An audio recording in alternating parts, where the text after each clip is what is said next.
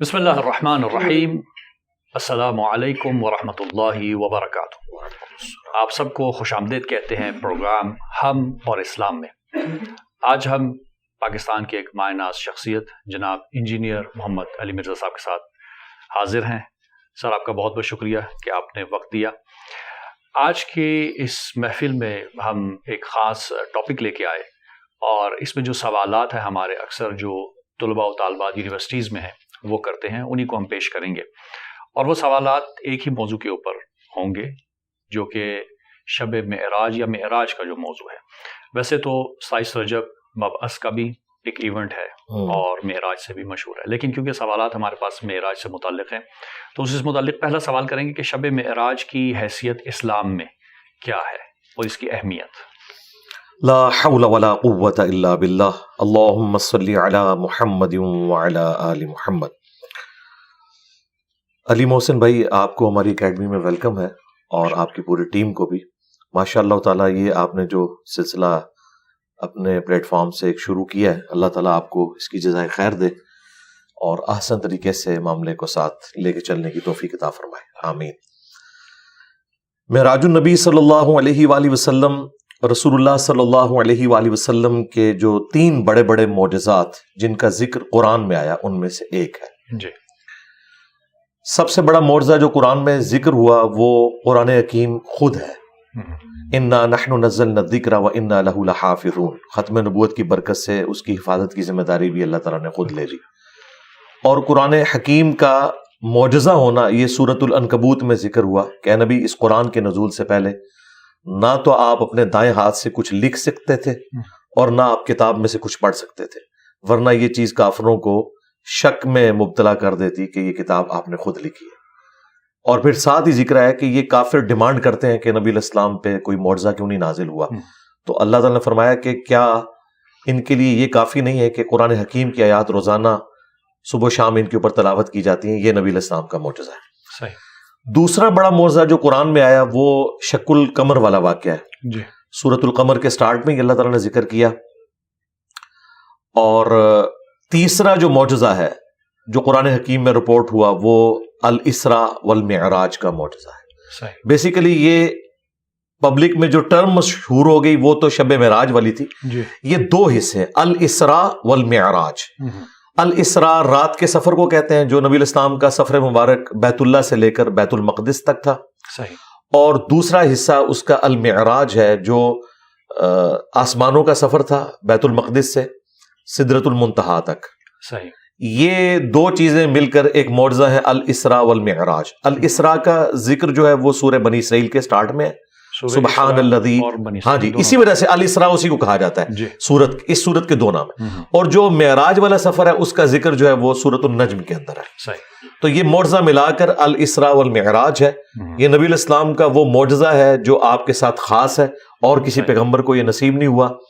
Number 2، قرآن حکیم میں اس کا آنا ایک بہت بڑی بات ہے۔ باقی نبی علیہ السلام کے جتنے معجزات ہیں وہ ہم احادیث سے ثابت کرتے ہیں، لیکن یہ وہ 3 بڑے معجزات یعنی قرآن حکیم اور اس کے بعد شق القمر والا واقعہ اور تیسرا یہ معراج شریف کا وہ واقعہ ہے جو قرآن میں رپورٹ ہوا۔ اس اعتبار سے نبی علیہ السلام کی زندگی میں ایک آپ سمجھ لیں آپ کے لیے ایک انٹرٹینمنٹ اللہ تعالیٰ نے کی۔ مکی دور کے اینڈ کے اوپر جا کے جب نبی علیہ السلام کی 13 سال کی جو محنت ہے اس کے بعد آپ صلی اللہ علیہ وآلہ وسلم کو ایک ریکریشنل ٹرپ کروایا گیا اور اس میں پھر اللہ تعالیٰ نے اپنی قدرت کی کافی ساری نشانیاں دکھائیں۔ تو مسلمانوں کے لیے تو یہ بہت اہمیت کی چیز ہے، نبی علیہ السلام کے لیے معجزہ ہے۔ صحیح۔ اچھا، جب معراج کا ذکر آتا ہے تو بعض علماء نے تاریخوں میں لکھا بھی کہ ایک اوپن ہارٹ سرجری بھی ہوئی تھی، تو اس کی کیا آپ کہیں کہ کیا پروفز ہیں، کیا واقعاً نبی جو ہے وہ اس قابل نہیں تھے اور واقعاً ان کو پاکیزگی کی ضرورت تھی؟ کیونکہ ہمارے ہاں عقیدہ یہ بھی ہے کہ نبی ہوتا ہے بچپن سے ہی، ایسا نہیں ہے کہ وہ بعد میں اس کو نبوت ملی اور اس کو پاکیزگی ملی۔ نبی پیدائش سے لے کر اپنی وفات تک اللہ تعالیٰ کی حفاظت میں ہوتا ہے۔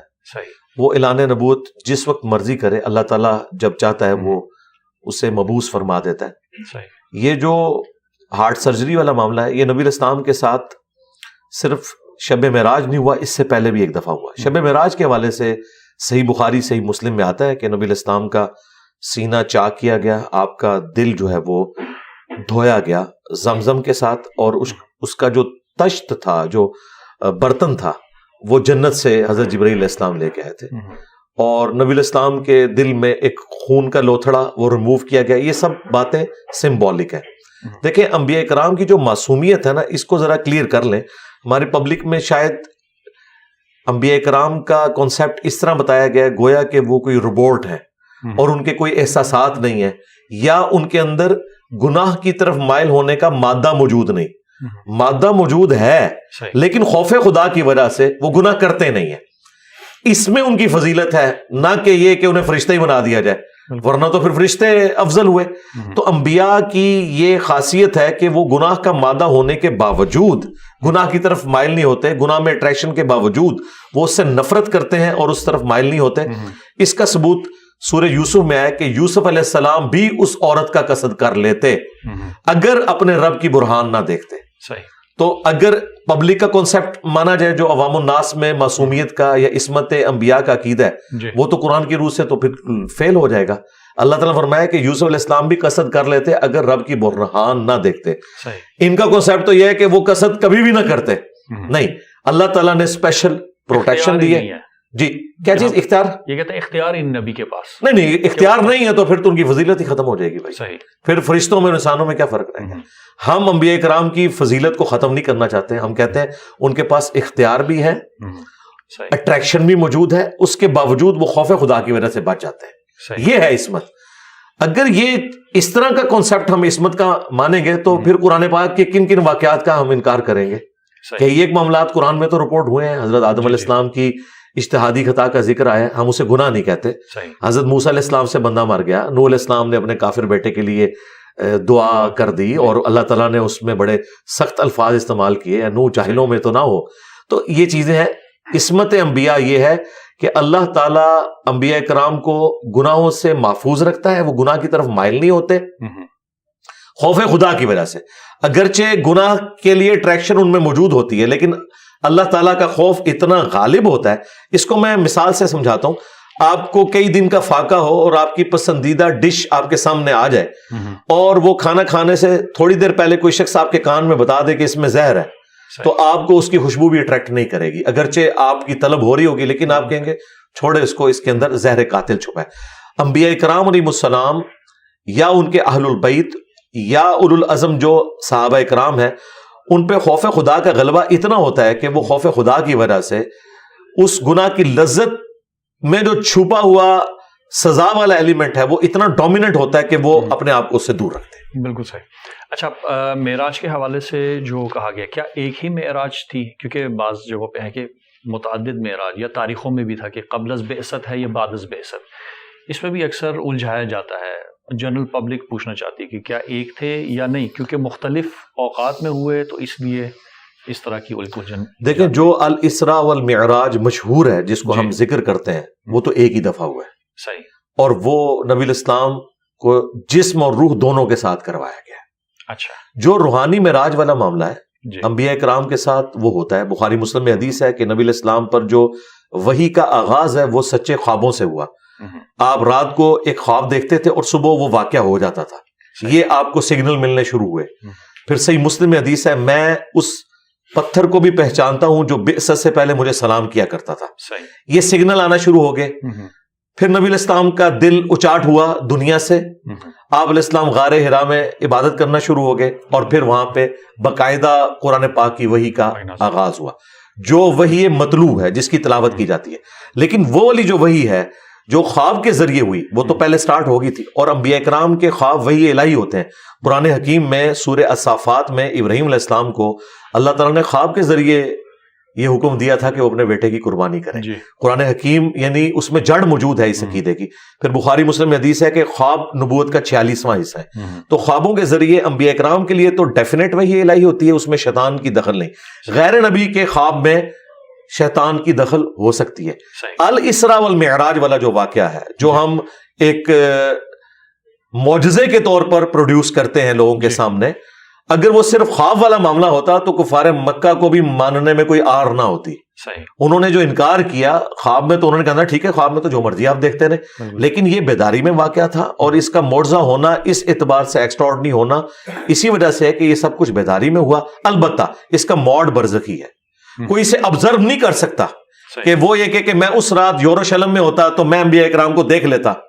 بھئی وہ اندر بھی موجود ہوتا نہ دیکھ سکتا، صحیح، کیونکہ یہ برزخی موڈ ہے. موسیٰ علیہ السلام کو صحیح مسلم میں آیا کہ میں نے قبر میں نماز پڑھتے ہوئے دیکھا، تو وہ اللہ تعالیٰ نے معجزانہ طور پہ وہ چیز دکھائی ہے، وہ عام بندہ اسے آبزرو نہیں کر سکتا.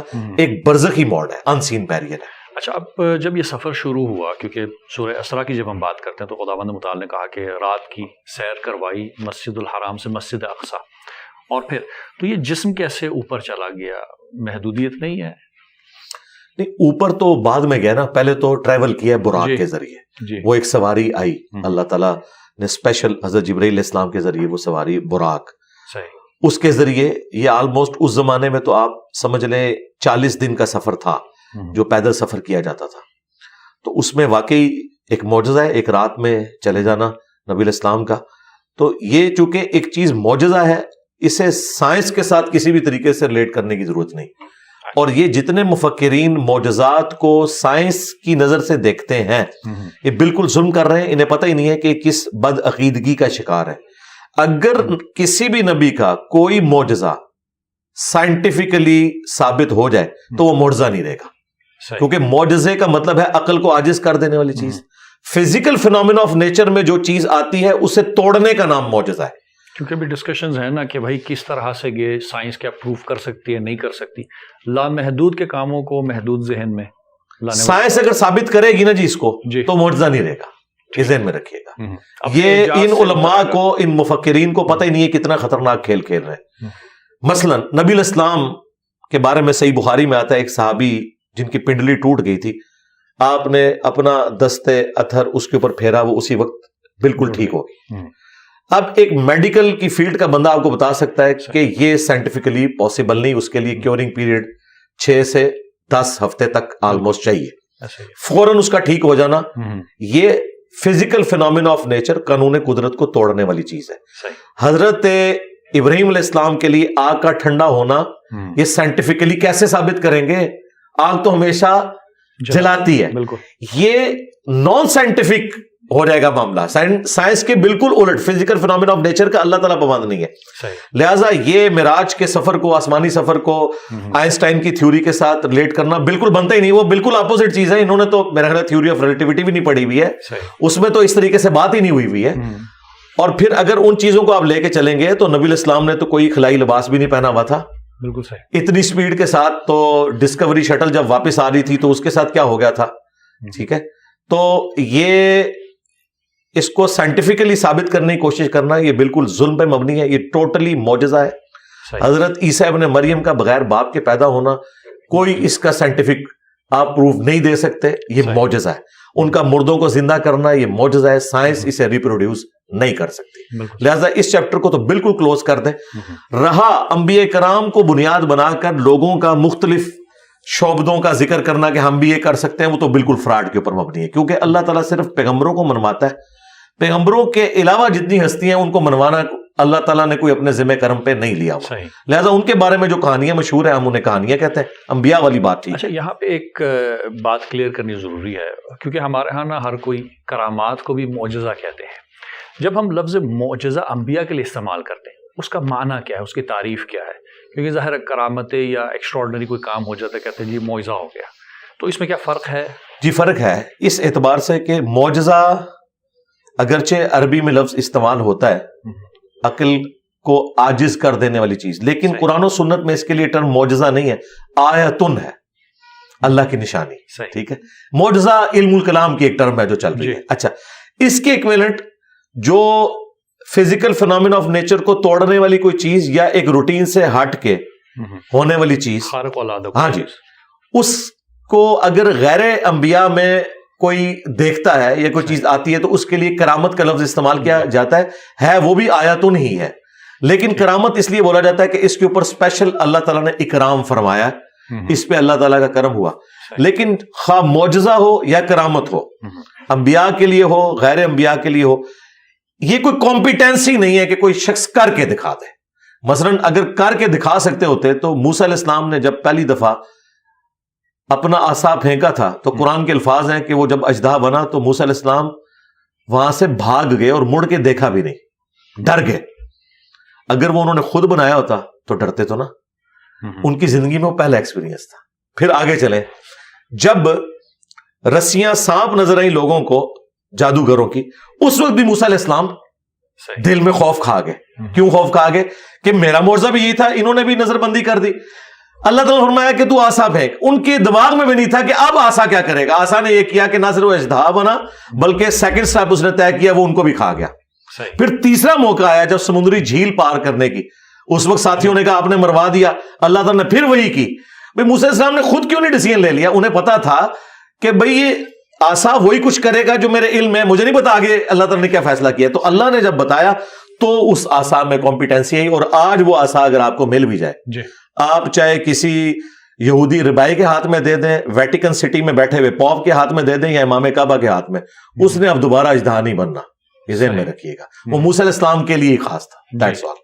تو اس کی ڈیفینیشن اب کیا ہوگی معجزے کی نبی کے لیے جو تھا؟ اس میں کیا خاص چیزیں ہیں؟ کون سے ایسے فیکٹرز ہوتے ہیں کہ جس کو ہم پھر کہتے ہیں یہ معجزہ ہے؟ فزیکل فینومینا نیچر کو توڑنے والی چیز. جی ہاں، ہر وہ چیز جو فزیکل فینومینا کو توڑ دے، عقل کو عاجز کر دے، وہ معجزہ ہے.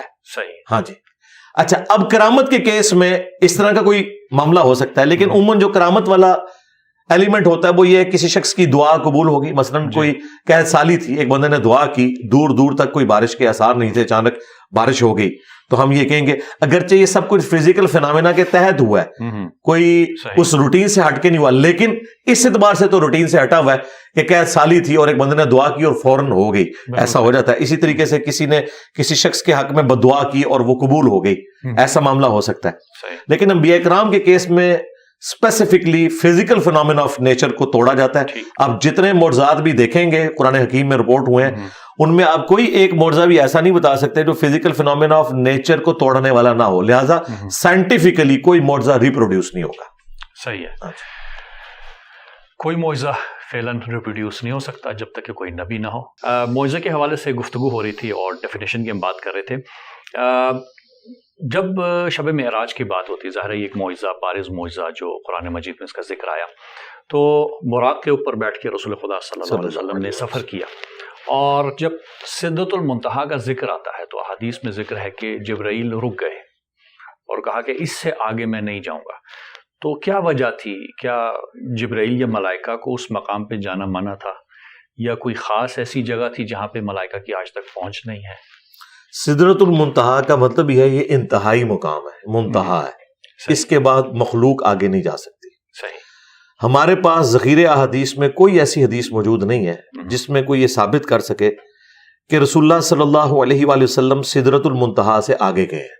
اچھا. نبی الاسلام کی معراج کا بھی آخری مقام یہی تھا. صحیح. بخاری میں اتنا ملتا ہے کہ میں نے کلموں کے چلنے کی آواز سنی سدرۃ المنتہا کے اوپر.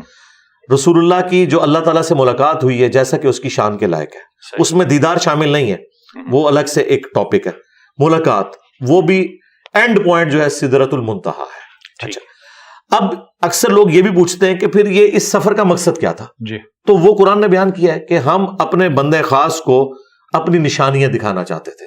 سورۃ الاسراء کے سٹارٹ میں وہ نشانیاں کہاں سے سٹارٹ ہوئیں؟ وہ سنن نسائی میں حدیث تفصیل کے ساتھ موجود ہے، اور دلائل النبوہ امام بیہقی کی کتاب میں کہ نبی الاسلام جب بیت اللہ شریف سے نکلے ہیں اس براق پہ، تو سب سے پہلے آپ کو لے جایا گیا ہے حضرت موسیٰ علیہ السلام کے کوہ طور کے اوپر. وہ آپ کو زیارت کروائی گئی ہے. اس کے بعد نبی علیہ السلام کو، بلکہ اس سے بھی پہلے آپ کو مدینہ شریف دکھایا گیا اور کہا گیا یہ طیبہ ہے، یہ نبی علیہ السلام کا ہجرت کے بعد مسکن بنے گا. صحیح. ٹھیک ہے. یہ حدیث اس بات کا ثبوت ہے کہ واقعہ معراج ہجرت سے پہلے ہوا ہے، کیونکہ حضور کو بتایا گیا آپ نے الٹیمیٹلی یہاں آنا ہے. پھر آپ کو کوہ طور جہاں پہ موسیٰ علیہ السلام اور اللہ تعالیٰ کی ملاقات تھی وہ دکھایا گیا. پھر اس کے بعد آپ کو بیت اللحم میں لے جایا گیا جہاں حضرت عیسیٰ علیہ السلام کی ولادت ہوئی تھی یروشلم کے اندر. اور پھر نبی علیہ السلام نے وہاں پہ یروشلم میں، صحیح مسلم میں آتا ہے، انبیاء کرام کی امامت فرمائی بیت المقدس کے اندر. اور وہ وعدے کی تکمیل ہوئی جو سورہ آل عمران میں تھا کہ اگر میں تمہیں نبوت دوں، تمام انبیاء سے اللہ نے عہد لیا تھا. اور پھر تمہاری موجودگی میں اگر کوئی اور پیغمبر آ جائے، جس طرح کہ حضرت یحییٰ علیہ السلام نے تصدیق کی حضرت عیسیٰ علیہ السلام کی، جی، تو نبی علیہ السلام کے کیس میں تو تمام انبیاء نے تصدیق کی اور وہ وعدہ پورا ہوا، وہ برزخی معاملہ ہوا، تمام انبیاء کو اللہ تعالیٰ نے وہاں جمع کیا۔ صحیح مسلم میں ہے کہ نبی علیہ السلام نے ان کی امامت کی اور حضرت جبرائیل نے آپ کو آگے کیا۔ یہ اناؤنسمنٹ تھی کہ آپ امام الانبیاء ہیں صلی اللہ علیہ وآلہ وسلم۔ اس کے بعد پھر نبی علیہ السلام نے اپنی سواری ایک چٹان کے ساتھ باندھی تھی وہاں پہ، اسی کے اوپر ڈوم آف دا راک ابھی بنا ہوا ہے یروشلم میں، جو گولڈن ڈوم ہے نا، وہ اس پتھر کے اوپر ہے جہاں سے نبی علیہ السلام آسمانوں کے سفر پہ گئے۔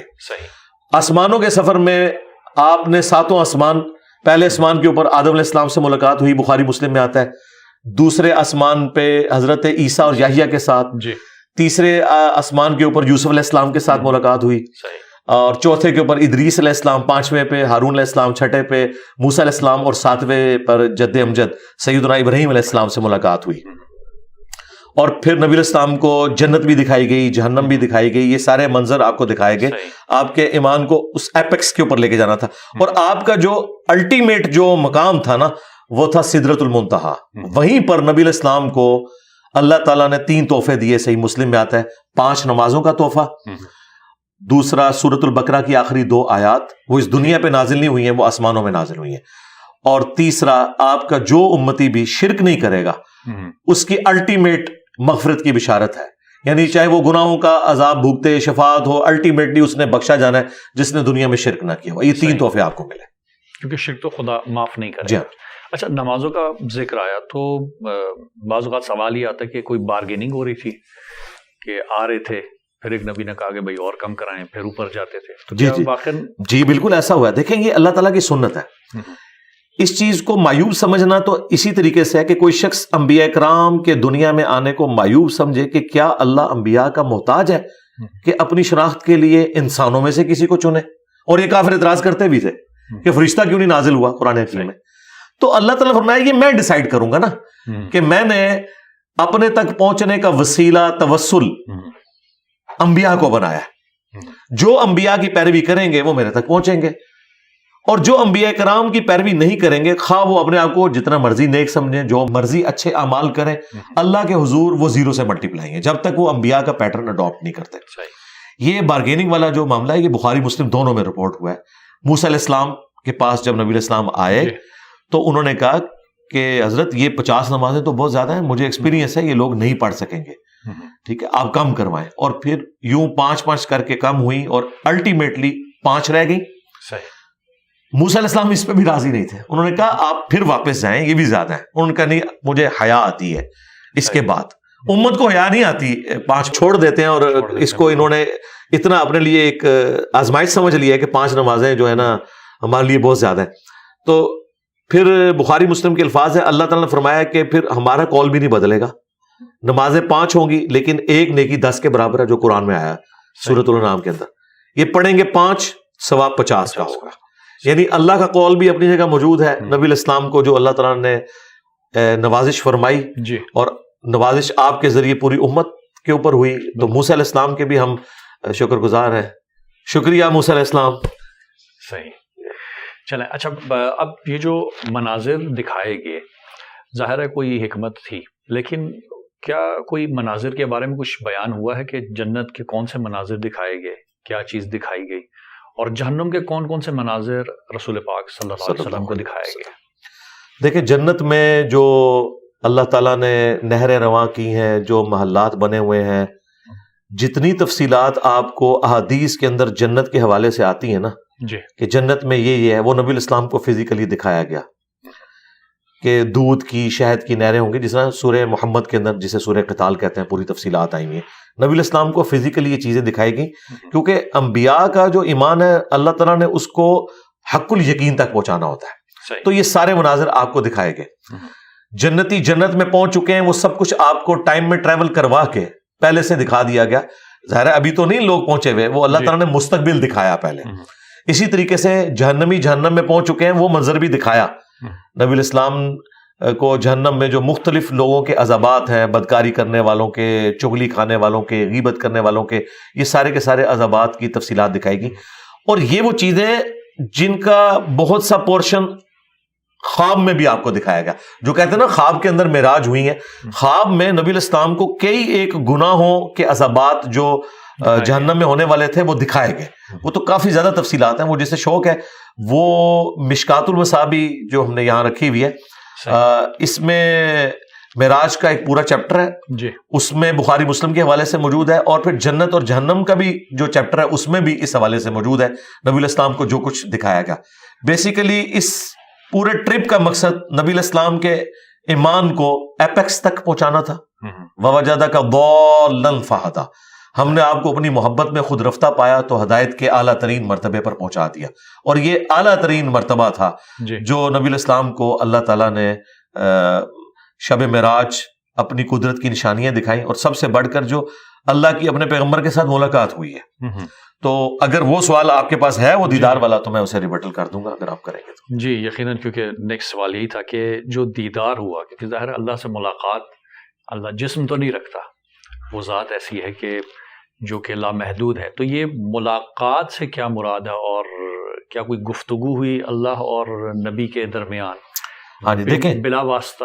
جی ہاں بلا واسطہ ہوئی, بالکل. دیکھیں اللہ تعالیٰ نے سورہ الشورى کے اینڈ پہ جا کے جو وحی کے 3 موڈ ذکر کیے ہیں کہ اللہ تعالیٰ اپنے بندوں میں سے جب کسی کو چنتا ہے پیغمبر کے طور پر تو اس کے ساتھ جب گفتگو کرتا ہے حجاب میں کرتا ہے یا اس کے پاس کوئی فرشتہ بھیجتا ہے.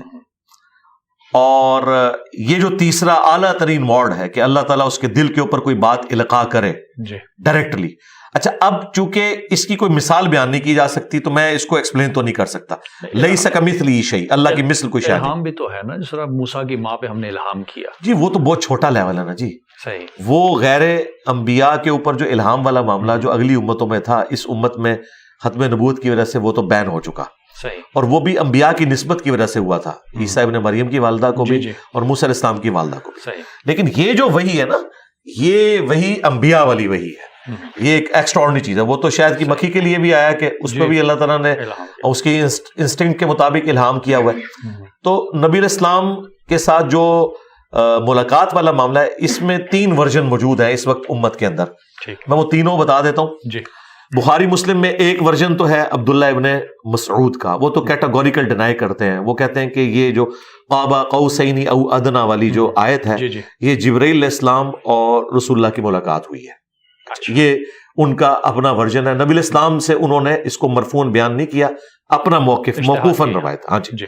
اچھا, دوسرا ورژن جو ہے وہ ہے حضرت ابن عباس کا. وہ کہتے ہیں کہ نبی علیہ السلام نے, یہ صحیح مسلم میں رپورٹ ہوا ہے, اللہ تعالیٰ کو 2 دفعہ دیکھا دل کی آنکھوں سے. وہ ان آنکھوں کا ذکر نہیں کرتے کیونکہ سورۃ الانعام میں آیا نا کہ آنکھیں اس کا احاطہ نہیں کر سکتی. اچھا, اب دل کی آنکھوں سے دیکھنا وہ کیا ہے, وہ کیا چیز دیکھی, اس کی کیفیت کیا ہے؟ وہ بھی صحیح مسلم میں ابو ذر غفاری کی حدیث ہے. ایک تابعی کہتا ہے کہ یا حضرت کاش میں رسول اللہ کے زمانے میں ہوتا تو میں حضور سے پوچھتا کہ آپ نے اللہ تعالیٰ کو دیکھا ہے یا نہیں دیکھا.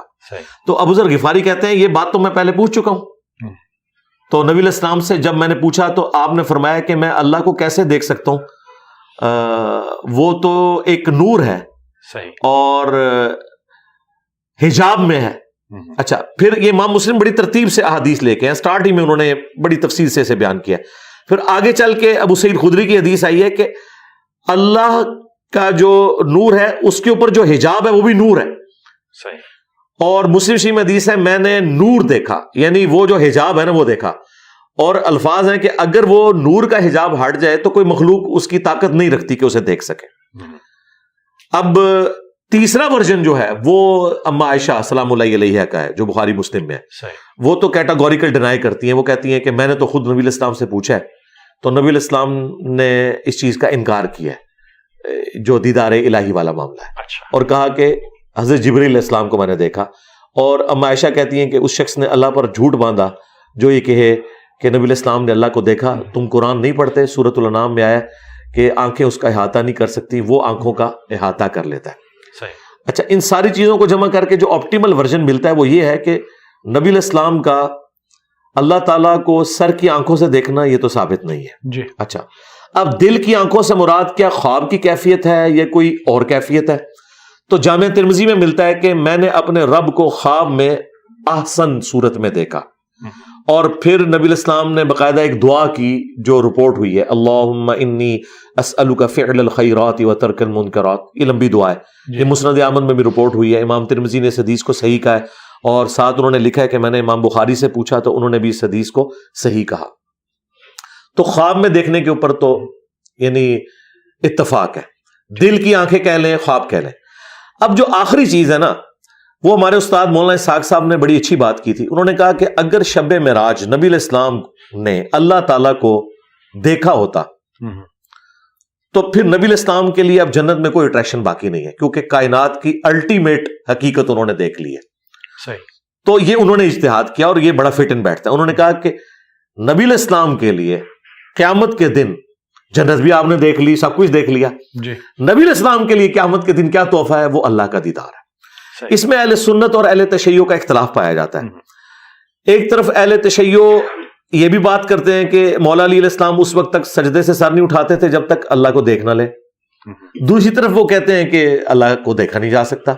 صحیح۔ ہم کہتے ہیں ایک بات ہمیں بتائیں نا کہ کیا ہے، تو وہ کہتے ہیں آنکھیں نہیں، وہ دل کی آنکھوں سے دیکھتے تھے۔ میں کہتا ہوں نہیں، دل کی آنکھیں ہوں، سر کی آنکھیں ہوں، کیا دل کی آنکھیں اللہ کا احاطہ کر سکتی ہیں؟ وہ بھی نہیں کر سکتی، لیکن اللہ تعالیٰ اپنی شان کے لائق جسے چاہے گا دیدار عطا کرے گا۔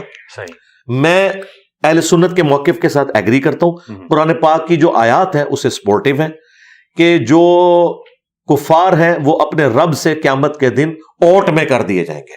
تو اس کا جو الٹیمیٹ نتیجہ یہ ہے کہ اہل ایمان کو زیارت کروائی جائے گی۔ بخاری مسلم میں تو کئی احادیث ہیں، نبی علیہ السلام نے باقاعدہ مثال دی کہ یہ 14ویں رات کے چاند کو تم دیکھ رہے ہو کتنا واضح ہوتا ہے، اس طرح تم اپنے رب کو جنت میں دیکھو گے۔ اچھا، اب کیا اللہ تبارک و تعالی جو اپنی ذات میں جو ہے اسی اعتبار سے وہ تو مخلوق احاطہ نہیں کر سکتی، لیکن وہ اپنی تجلی کسی طریقے سے اپنی مخلوق کو دکھانا چاہے، جس طرح موسیٰ علیہ السلام، جی موسیٰ علیہ السلام کے لیے بھی ہوئی ہے، اگرچہ وہ انڈائریکٹ ہوئی تھی، وہ بے ہوش ہو گئے تھے، جی جی، لیکن انشاءاللہ موسیٰ علیہ السلام کو سلام ہے ہماری طرف سے، ایک تو انہوں نے ہماری نمازیں کام کرائیں، دوسرا ان کے لیے بشارت یہ کہ ہمارے نبی نے ہمیں جو خبر دی ہے انشاءاللہ تعالیٰ آپ کی دیدار کی تمنا جو ہے نا جنت میں اللہ تعالیٰ پوری کرے۔ مولا علی کا آپ نے ذکر کیا، مجھے ایک روایت ذہن میں آ گئی، اکثر ہم نے سنا ہے علماء سے کہ کسی نے پوچھا کہ کیا آپ جس کی عبادت کرتے ہیں اس کو دیکھا؟ انہوں نے کہا میں بن دیکھے کسی کی عبادت نہیں کرتا۔ تو کہا کہ کیسا پایا؟ تو انہوں نے کہا کہ میں نے اپنی سر والی آنکھوں سے نہیں بلکہ دل کی آنکھ سے دیکھا۔ تو یہاں پہ دیکھنا کیا مجازن استعمال نہیں ہوا؟ کیونکہ ظاہر ہے وہ ذات، جس طرح بھی آپ نے کہا، اس ذات کو تو نہیں دیکھ سکتے، وہ جو تجلی ہے، وہ جو اوصاف ہے، صفات ہے، کیونکہ ہر طرف انسان کو بعض اوقات کہا جاتا ہے کہ جی ہر طرف ہی خدا نظر آتا ہے، تو کیا یہ مراد نہیں ہے؟ یہ مراد ہے۔ تو میرا خیال ہے صحابہ اکرام اور اہل بیت نے اس زمانے میں خدا کو ویسا نہیں دیکھا جس طرح سائنس کی برکت سے آج ہم دیکھ رہے ہیں۔ صحیح۔ دیکھیں ڈی این اے کی سٹرکچر اور ایمبریو کس طریقے سے بنتا ہے، اور فاسٹ وہ چلا کے کیمرہ جس طرح نیشنل جغرافک پہ ایک بیج کو درخت بنتے ہوئے دکھاتے ہیں، جی، یہ وہ سارے مناظر ہیں جو ہمیں سائنس نے آج دکھا دی ہیں۔ تو اس اعتبار سے تو واقعی اللہ تعالیٰ اپنی قدرتوں سے اتنا عیاں ہے کہ اس سے زیادہ عیاں کوئی نہیں ہے۔ آخر الزماں کے لوگوں کے بارے میں بھی تو روایت ہے کہ ان کا مرتبہ اور ہوگا، کہ جب وہ پرندے لوہے کے پرندے ہوں گے اور بنا دیکھے تم مجھ پہ دیکھ کے ہی مان لاتے ہو، رسول خدا نے فرمایا۔ دیکھیں وہ نبی الاسلام کو دیکھا نا، جی جی، اللہ تعالیٰ کے حوالے سے تو قرآن میں واضح ہے، ان الذین یخشون ربهم بالغیب لہم مغفرۃ واجر کبیر، جو بن دیکھے اپنے رب سے ڈرتے ہیں ان کے لیے مغفرت اور اجر عظیم ہے۔ اور سورۃ البقرہ کا آغاز بھی ہے کہ بن دیکھے، جی جی، یہ ہمارا امتحان ہے۔ اللہ تعالیٰ نے جی اپنے آپ کو پردوں میں رکھ کر صحیح، اپنی قدرتوں سے اپنے آپ کو اتنا عیاں کیا ہے کہ اگر کوئی پہنچنا چاہے تو پہنچ سکتا ہے، لیکن اللہ تعالیٰ نے یہ فزیکل فنومین آف نیچر کو اس طریقے سے یعنی اسٹیبلش کیا ہے کہ جو لوگ نہیں پہنچنا چاہتے ہیں ان کو کبھی گمان بھی نہیں ہوتا کہ صحیح، اللہ تعالیٰ کی ہستی ہے۔ یہ جیسے ہم دیکھ لیں کروکوڈائل کے اوپر 40 سال لگا رہے ہیں، نیشنل جغرافک میں بیٹھے ہوئے ہیں، کروکوڈائل کے اوپر 40 سال لگا دیے ہیں، اس کے بنانے والے کی طرف متوجہ نہیں۔ اچھا ایک بات آپ نے بھی کی، آپ نے اپنے استاد کا حوالہ دیا، رسول خدا کے لیے کوئی اٹریکشن نہیں ہے اب قیامت میں، یعنی جنت کو دیکھنے کی، کیونکہ رب سبحانہ تعالیٰ نے جب اپنے آپ کو دکھا دیا، تجلی کروا دی ملاقات میں، تو ہم یہ بھی تو سنتے ہیں کہ وجہ تخلیق کائنات ہی یہ ذات ہے، اور سب سے پہلے نور، جس نور کو خداوند متعال نے خلق کیا، تو ان کے لیے تو جنت تو پھر اٹریکشن تو نہ ہوئی، جس کی وجہ سے، کیونکہ کائنات جب ہم بات کرتے ہیں تخلیق کی، خلقت شروع ہوئی، تو اس میں جنت اور دوزخ بھی تو شامل ہیں یا نہیں؟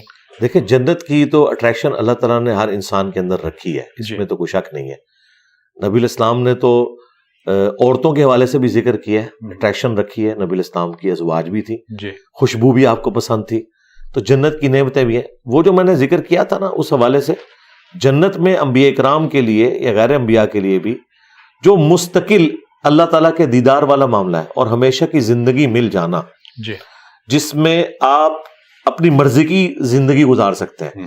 دیکھیں ہر انسان میں ایک چھوٹا سا خدا چھپا ہوا ہے، اسی لیے انسان جو ہے خدائی کا دعویٰ کرتا ہے۔ یہ خواہش اللہ تعالیٰ نے جنت میں انسان کی پوری کر دینی ہے۔ کن فیکون جو اللہ کی کوالٹی تھی وہ لمیٹڈ ایک جنت کے اندر، جو آج کے اعتبار سے تو ان لمیٹڈ ہے، لیکن ظاہر اللہ کے اعتبار سے تو لمیٹڈ ہے، وہ انسان کو اللہ تعالیٰ دے گا۔ یعنی سب سے جو آخر میں جنت میں جائے گا اسے بھی پلانٹ ارتھ سے 10 گنا بڑی جنت دی جائے گی، جس میں اس کا حکم چلے گا اور اسے موت نہیں آنی، اسے بڑھاپا نہیں آنا، بدحالی نہیں آنی، اور سب سے بڑھ کر اللہ نے کبھی ناراض نہیں ہونا۔ یہاں پہ جو شریعت کی پابندیوں کی ٹینشن ہے وہ بھی ختم ہو گئی۔ تو انبیاء کرام علیہ السلام کے لیے یقیناً اللہ کے نیک بندوں کے لیے الٹیمیٹ جو اٹریکشن ہے وہ تو اللہ کا دیدار ہے۔ اللہ تعالیٰ جیسا کہ اس کی شان کے لائق ہے وہ دیدار کروائے گا۔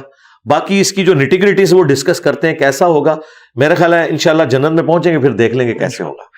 الکلام یجر الکلام، آپ موضوع ایک طرف چلا گیا ہے کہ اور چیزیں نکلتی جا رہی ہیں۔ صرف آخری سوال میں پوچھوں گا اسی آخری جواب کے متعلق کہ جنت میں کیونکہ ظاہر ہے اٹریکشن تو اب ہم جائیں گے تو کن فیکون والی حالت ہوگی، تو اصل جو کام ہے انسان کا وہاں پہ کیا ہے؟ کیونکہ اس کے بارے میں سوچا جاتا ہے کہ ہم جب وہاں جائیں گے تو کیا صرف کھانا پینا اور جو آرڈر کریں گے وہی ہے، یا کیا خدا کیا چاہتا ہے وہاں پہ کیا کریں؟ خدا جو کچھ ہم سے چاہتا ہے وہ یہاں چاہتا ہے، وہاں کچھ نہیں چاہتا۔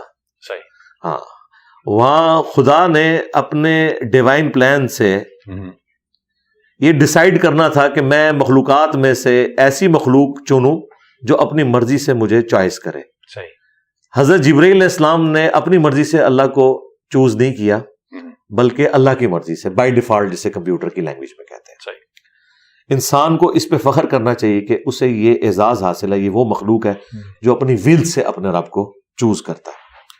تو بہت تھوڑے لوگ ہیں جنت میں پہنچنے میں کامیاب ہوں گے، لیکن جو ہو جائیں گے نا پھر اللہ تعالیٰ انہیں بھی امر کر دے گا۔ اس حوالے سے بخاری مسلم میں آیا کہ موت کو مینڈے کی شکل میں لا کے جنت اور جہنم کے درمیان ذبح کر دیا جائے گا، اب موت نہیں آئے گی۔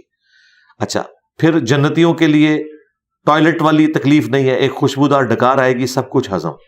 جنت میں لوگ بھوک کی وجہ سے نہیں کھائیں گے، بھوک ایک عیب ہے، جنت میں نہیں ہے۔ نیند ایک کمزوری ہے، عیب ہے، جنت میں نہیں ہے۔ بڑھاپا ایک کمزوری ہے، عیب ہے، جنت میں نہیں ہے۔ یہ ساری کمزوریاں نہیں ہیں، بلکہ ہر ایک چیز، رات نہیں ہے وہاں پہ، دن ہے، تو اس کی ایک آپ سمجھ لیں frame of reference he different ہے۔ وہاں جا کر ہی انسان اس کی کیفیات کو کسی درجے میں صحیح طریقے سے ایکسپلین کر سکتا ہے۔ ہمارے لیے تو یہ ہے کہ جو سورہ سجدہ میں آیا کہ میں نے اپنے بندوں کی آنکھوں کی ٹھنڈک وہ نعمتیں چھپا رکھی ہیں جس کا ان کو کبھی گمان نہیں ہے، اور بخاری مسلم میں آیا کہ نہ کسی آنکھ نے وہ نعمتیں دیکھی، نہ کسی کان نے سنی، نہ کسی دل پہ ان کا گمان گزرا۔ تو بوریت نہیں ہوگی انشاءاللہ، کیونکہ بوریت بھی ایک کمزوری ہے، جنت میں بوریت بھی نہیں ہوگی۔ اس سے بڑی کیا یعنی انسان کی خوش نصیبی ہے کہ خدا اکیلا تھا، ہمیشہ سے تھا، اس نے محض اپنے فضل و کرم سے ہمیں پیدا کیا اور تھوڑی سی زندگی ہم سے کہا کہ مجھے دو، تمہیں بھی امر کر دوں گا، تمہیں بھی ہمیشہ کی زندگی دے دوں گا، اور تمہیں بھی کن فیکون والی وہ کوالٹی کسی درجے میں خالق اور مخلوق کے فرق کے ساتھ دے دوں گا۔ اس کے لیے میں نے ایک ٹرم ڈیوائز کی تھی، جیسے صوفیاء نے وحدت الوجود اور وحدت الشہود اور علم الکلام کی ٹرم ہے منی گاڈ، الہ کے معنوں میں نہیں، جس طرح کہ یوسف علیہ السلام نے کہا کہ تم میں سے ایک شخص اپنے رب کو شراب پلائے گا، رب کا لفظ استعمال کیا، حالانکہ رب تو اللہ ہے۔ تو یہ اس اعتبار سے کہ ایک کوالٹی تو اللہ کے ساتھ کوئی شیئر نہیں کر سکتا، اور وہ ہے ہمیشہ سے ہونا۔ باقی جو اللہ کی یہ دو کوالٹیز ہیں، یہ اللہ کا کرم ہے کہ اس نے اپنے بندوں کو اپنے ساتھ شامل کر لیا ہے۔ کون سی کوالٹی؟ کہ موت کا نہ آنا، اگرچہ ہماری زندگی مستعار ہے اس سے، لیکن موت نہیں ہے، تو یہ بہت بڑی بات ہے۔ دوسرا، ہماری مرضی چلنا، ٹھیک ہے، یہ اللہ تعالیٰ کی کوالٹی تھی، یہ اللہ تعالیٰ انسان کو کسی درجے میں دے گا، تو انشاءاللہ کوئی بوریت نہیں ہوگی۔ اللہ تعالیٰ کی نہ کوئی بیوی، نہ کوئی بچے، اس کے باوجود اللہ بھی تو بور نہیں ہو رہا نا. بوریت تو کمزوری ہے, اللہ کی طرف منسوب نہیں کر سکتے. تو انشاءاللہ جنت میں ہم بھی بور نہیں ہوں گے انشاءاللہ. بہت بہت شکریہ.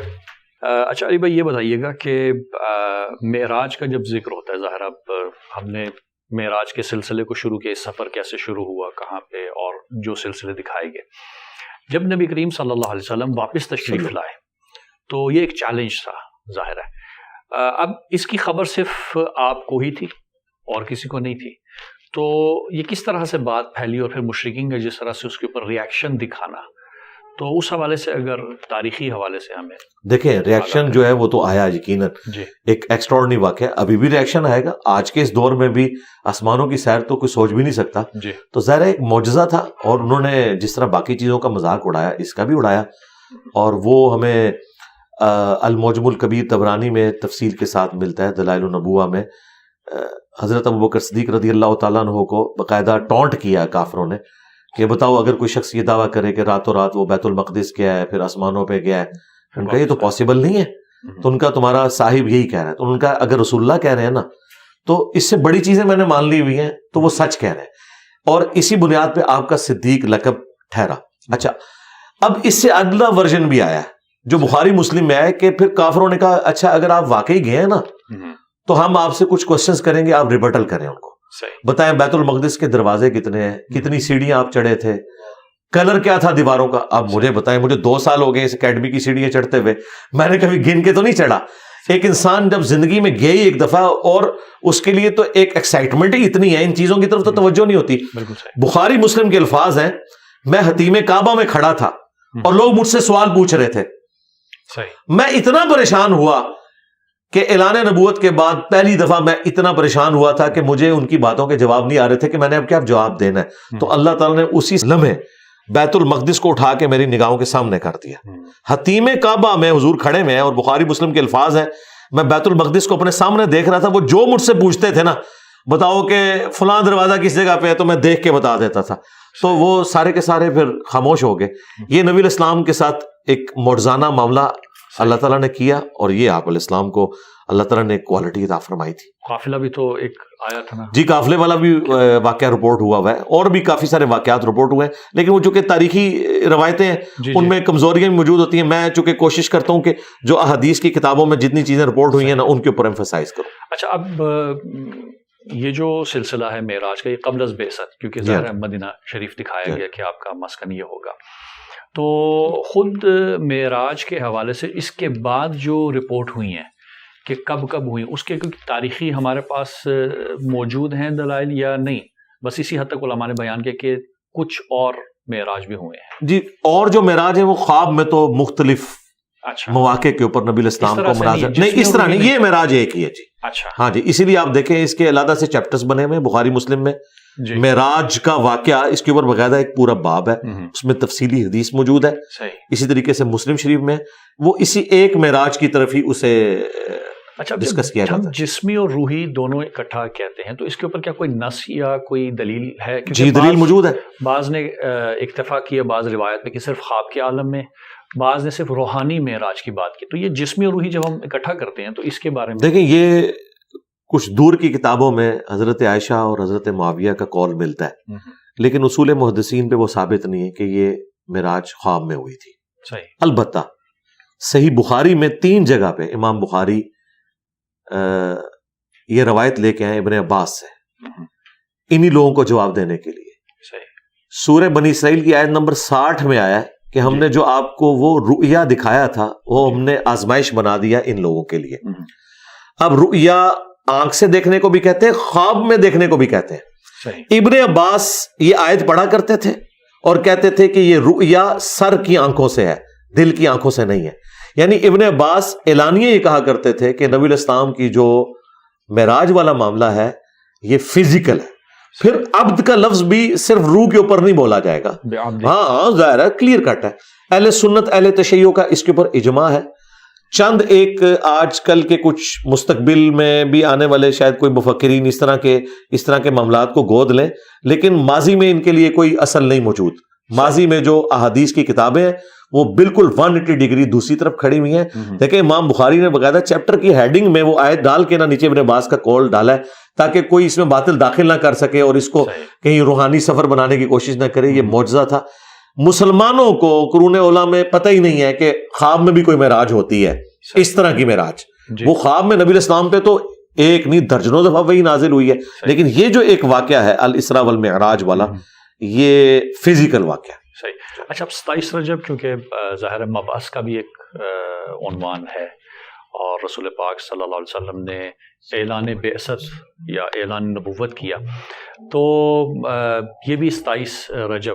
اچھا اب کیونکہ یہ دو تاریخیں مل گئی ہیں, اکثر ہمارا ہوتا ہے کہ جب اس قسم کی کوئی خاص تاریخیں جب آتی ہیں تو اس کی جو شب ہوتی ہے اس میں کہا گیا کہ یہ خاص اعمال کریں.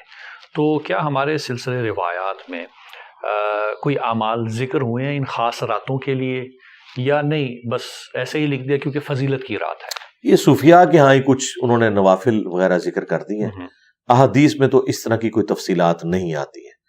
احادیث میں جس رات کو ایمفیسائز کیا گیا وہ شب قدر ہے جو رمضان المبارک کے آخری عشرے کی طاق راتوں میں آتی ہے, بخاری مسلم میں موجود ہے, اور اسی کی فضیلت آئی ہے. اسی کے بارے میں قرآن میں آیا کہ اہم فیصلے بھی اسی رات میں ہوتے ہیں اور پوری سورۃ القدر نازل ہوئی.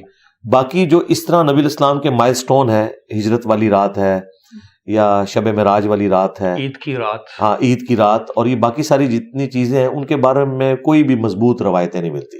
اچھا یہاں پہ تو لوگوں نے سیلیبریشنز والا سلسلہ زیادہ کر دیا ہے, اس کی وجہ سے یعنی اس کو ایک مذہبی ایکٹیویٹی بنا کے پیش کرنا شروع کر دیتے ہیں.